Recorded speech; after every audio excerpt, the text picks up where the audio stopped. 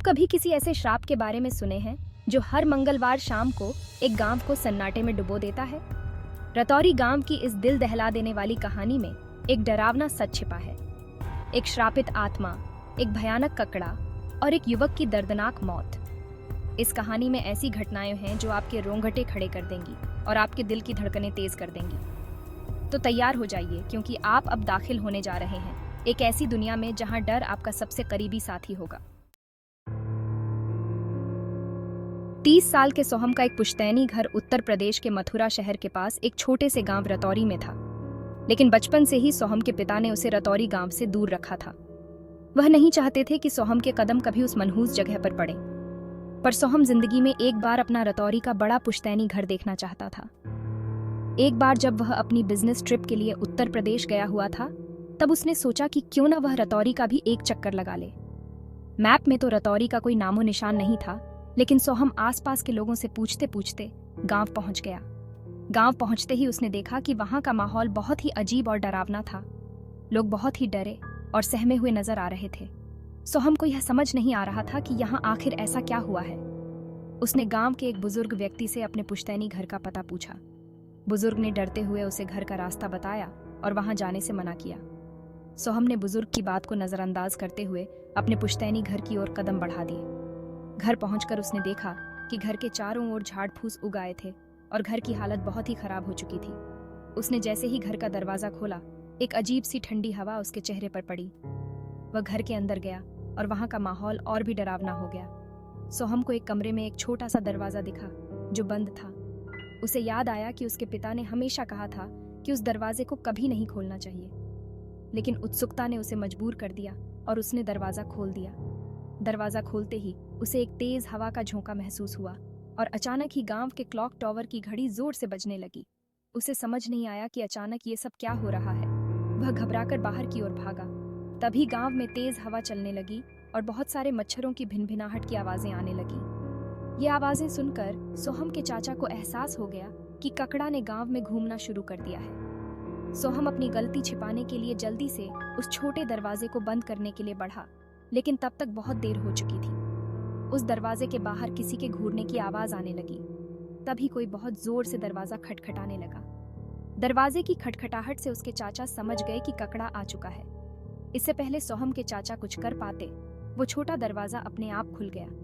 सोहम ने जो देखा उसे देखकर उसकी चीख निकल गई, क्योंकि दरवाजे के दूसरी तरफ कोई इंसान नहीं, बल्कि हवा में उड़ते हुए मच्छरों से घिरे हुए 2 सड़े हुए छोटे से नीले पैर दिखे। सोहम ककड़ा को अपने सामने देखकर बुरी तरह कांप रहा था। ककड़ा 2 लाल भयानक आंखों, बिखरे हुए बालों और सड़े हुए छोटे से नीले शरीर के साथ घूरता हुआ तेजी से उड़कर सोहम की तरफ आया और उसे इतनी जोर से लात मारी कि वह वहीं बेहोश हो गया। जब सोहम की आंख खुली तो सारे गांव वाले उसे घेर कर खड़े थे। सोहम को अपनी पीठ पर बहुत ज्यादा दर्द हो रहा था।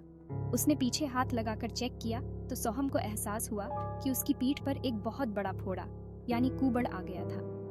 सोहम ने कल रात के बारे में सबसे पूछा तो उसके चाचा ने बताया कि क्योंकि असल में घर सोहम के पिता का ही था, जिसे छोड़कर वो दिल्ली शिफ्ट हो गए थे, तो कायदे के अनुसार उस घर का मर्द सोहम ही था और उसे अब ककड़ा का श्राप लग गया है और उस श्राप के चलते 13 दिन में उसकी मौत होना पक्का था।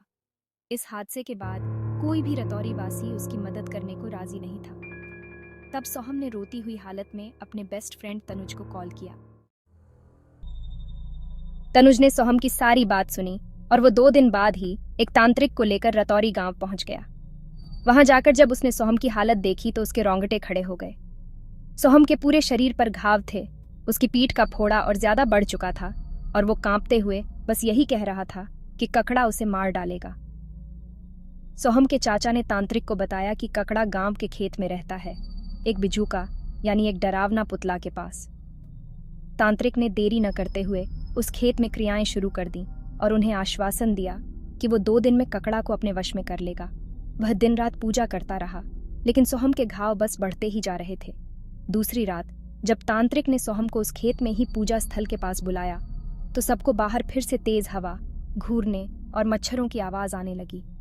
अचानक ही खेत के बीच में वो लकड़ी से बना बिजूका हिलने लगा। पहले कि कोई कुछ कर पाता, उस बिजूका ने अपने हाथों से तांत्रिक का गला दबाया और उसे पल भर में वहीं मार डाला। ये सब देखकर तनुज और सोहम वहां से फटाफट भागे। तनुज बहुत ज्यादा डर गया था और बिना देरी करते हुए सोहम को गाड़ी में बैठाकर वहां से निकल गया। उसने सोचा कि वो सोहम को रतौरी गांव से बाहर ले जाएगा। गाड़ी में बैठकर वो दिल्ली की तरफ जाने लगे। वो रतौरी गांव से निकलने ही वाले थे, तभी तेज हवा चलने लगी और अचानक उनकी गाड़ी खराब हो गई। एकदम से उनकी गाड़ी को भिन्न भिनाते मच्छरों ने घेर लिया और उन्हें किसी के घूरने की आवाज आने लगी। उन्होंने देखा कि ककड़ा ठीक उनकी गाड़ी के सामने उड़ रहा था। तनुज दरवाजा खोलकर ककड़ा से दूर भागने लगा, लेकिन ककड़ा उसके पीछे एक साए की तरह चिपक गया था। कुछ ही पलों में सोहम ने देखा कि तनुज हवा में उड़ रहा है और ककड़ा उसके पीछे है। देखते ही देखते तनुज की गर्दन चटक गई और वह नीचे गिरकर मर गया और ककड़ा वहां से गायब हो गया। ककड़ा अब बहुत गुस्से में आ चुका था। अगले 7 दिनों तक वो सोहम को उसके घर से उठाकर ले जाता और रतौरी के अलग अलग घरों के दरवाजे पर उसके कुबड़े शरीर को जोर से फेंकता। रतौरी वासी सोहम की मदद करना चाहते थे, पर ककड़ा का आतंक हर कोई देख रहा था, इसलिए चाहकर भी कोई कुछ नहीं कर पाया। और फिर 13 दिन पूरे हो गए। पूरे रतौरी को पता था कि श्राप के मुताबिक आज ककड़ा सोहम को जान से मारने वाला था।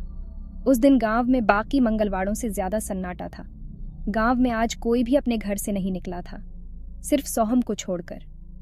सोहम को पता था कि आज उसकी मौत तय थी। वह अपने माँ बाप को फिर कभी नहीं देख पाएगा। उस दिन उसने अपनी पूरी हिम्मत जुटाई और ककड़ा का सामना करने के लिए तैयार हो गया। उसने अपने चाचा के घर के सामने के छोटे दरवाजे पर बैठकी लगाई। सोहम अब अपनी मौत का इंतजार कर रहा था। अचानक ही उसने देखा कि ककड़ा सामने के खेत में से उड़कर उसकी तरफ आ रहा था। देखते ही देखते ककड़ा ने सोहम को अपने छोटे नीले पैरों से बहुत जोर से लात मारी और वह वहीं गिर पड़ा। आज उसकी कुबड़ वाली पीठ और तेज दर्द से फट गई थी। वह कांपते हुए ककड़ा को देख रहा था। ककड़ा उसकी तरफ घूरते हुए उड़ता जा रहा था। सोहम ने देखा कि ककड़ा के साथ उसके माँ बाप भी चले आ रहे हैं। उनके चेहरों पर धूक और पछतावा था।